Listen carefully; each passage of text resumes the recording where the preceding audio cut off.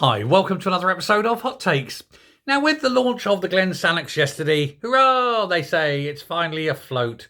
Although, not for long, it seems. There are already problems being reported, but it'll go for a few days before it finally breaks down, I'm sure.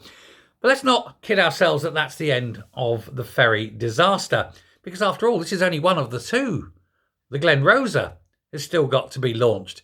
And in order to get the Glen Sannox out of the yard and afloat and actually working, they had to strip parts off the Glen Rosa.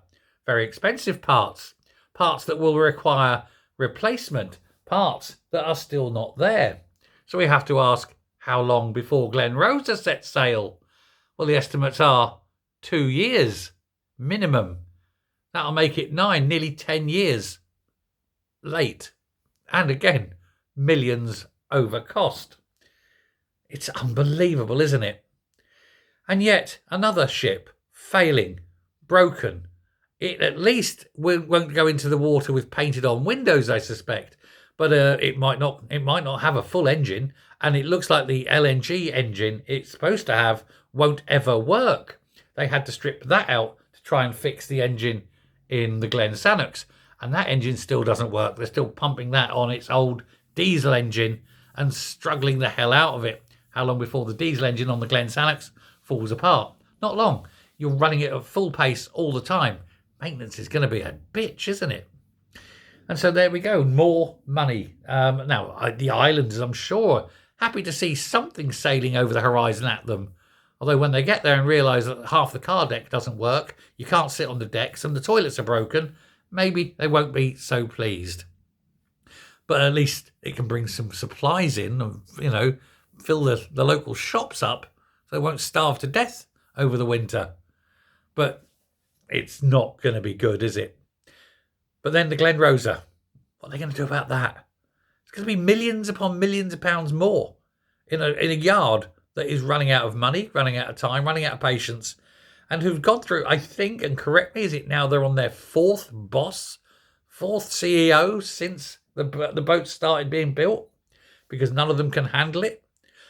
I'm not saying they're bad. I'm just saying it's the government interference all the time. Always the way, though. The SNP can't get anything right. Got to interfere everything, haven't they? But these poorly designed boats, they're not going to last long enough. And this is the problem. That already the Glen Sannox already has got timed out parts and it'll have to go back in soon to be replaced. They haven't got a replacement boat. And as for the Glen Rosa, another 2 years minimum, assuming they get the parts, assuming the yard is still there to fix it.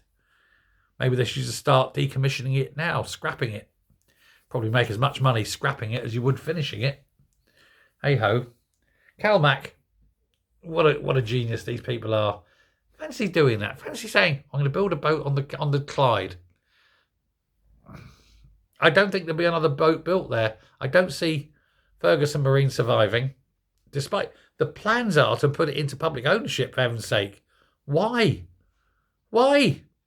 I'm sorry, but if you're not good enough, you're not good enough. Oh well. All this LNG, by the way, you know where that comes from? Qatar. You know how they get it here? They put it on a boat with a diesel engine and sail it halfway around the world. But at least it's green, eh? It's unbelievable, isn't it? If only there was some form of, or some way of extracting LNG and extracting clean fuel and doing it in Scotland. If only Grangemouth could be converted. Or if they hadn't closed it, who knows? The geniuses of the SNP know no bounds, do they? Thanks a lot.